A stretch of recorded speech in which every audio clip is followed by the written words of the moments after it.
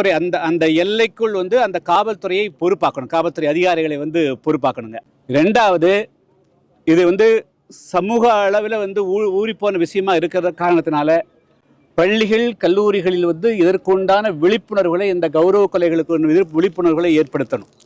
சட்டத்தை பொறுத்தளவு வந்து சட்டம் வந்து வலுவாக இருக்கணும், விரைந்து நீதிமன்றத்தில் அந்த தீர்ப்பு கூறுற மாதிரி இருக்கணுங்க. இதுக்கென்று வந்து ஒரு ஃபாஸ்ட் ட்ராக் கோர்ட்டெல்லாம் கொண்டு வரும். தடுப்பு நடவடிக்கை, அதாவது ஏன்னா இது வந்து ஒரு இளைஞர் ஒரு பெண்ணை காதலிப்பது அல்லது அவர்கள் திருமணம் செய்து கொள்ள முயற்சி கொள்ளக்கூடியது, அவர்கள் வந்து ஒரே நாளில் செய்கிறதில்ல. இது வந்து 3 மாதம் 6 மாதம் 1 வருஷம் 10 வருஷம் நடக்கிறது.